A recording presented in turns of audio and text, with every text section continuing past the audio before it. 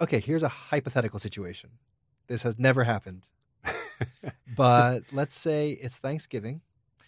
Turkey's done. It's actually the weekend after Thanksgiving, but I still have family in town I still need to feed. Like, they are still my responsibility. That giant turkey and all the sides and all the sandwiches were not enough. They still need to eat food. What should I make them? You should make them my grandmother's lazy Sunday pot roast. Because it is as easy as it sounds, and nobody doesn't like it, and it feeds a crowd. Okay, this is literally your grandmother's pot roast? This is literally my grandmother's pot roast. When my grandmother died, I inherited her recipe book, which I was just starting to get into food, and so I was quite excited about this because in our family, my grandmother was the cook. I mean, I was raised in rural Iowa in the 50s and 60s, which is a time of where we were still trying to get over the way people started cooking back then. Because back then, anything canned or frozen was considered superior to anything fresh.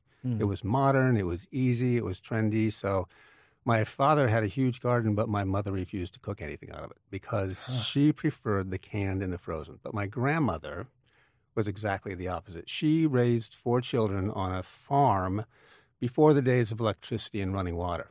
So every single thing that they ate, except for flour, sugar, lemons, things like that, she made.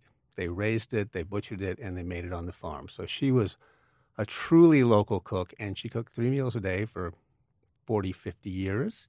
Wow. So she was a great cook, and we loved going to her house for dinner. So when she died, I got her cookbook, and it wasn't a book of printed recipes.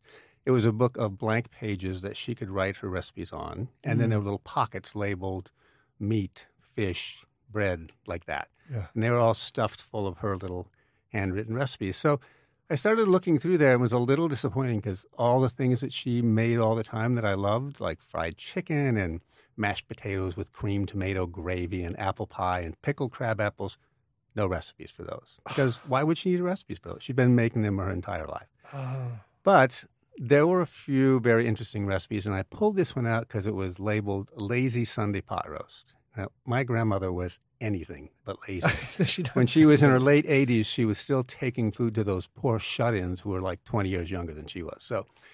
But I wanted to see what she considered a lazy pot roast. And so I started looking at it, and it was super easy. There are like 8 ingredients, but they were weird. I mean, these were things I had never seen in a pot roast before. So first of all, instead of potatoes and carrots, the things you usually have in pot roast, there were apples.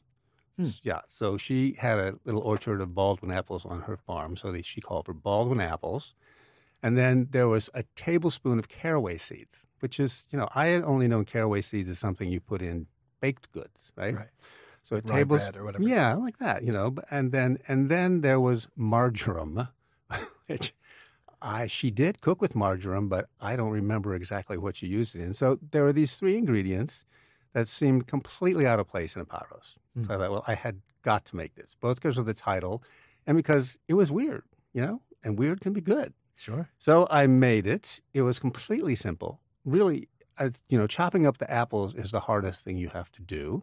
And then you sit it in the oven for 3 hours and you're done. And it was amazing. It's got the sweetness from the apples. It's got the marjoram is a lot more aromatic. And a lot of people say you can use oregano instead, but it's not the same. It's much more sweeter and floral and aromatic. And then you've got the caraway seeds, which are earthy and kind of licoricey. So these are not the taste you usually associate with pot roasts, right?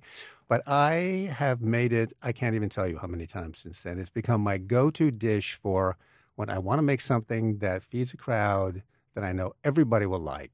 But it's something, unless they've been to my house, they probably haven't had before, right? So it has become my go-to dish, and no one I made it for has ever not liked it. And it was probably the nicest gift my grandmother could have given me. Oh, that's lovely. Thank you so much for sharing that with us. Thank you for letting me share it.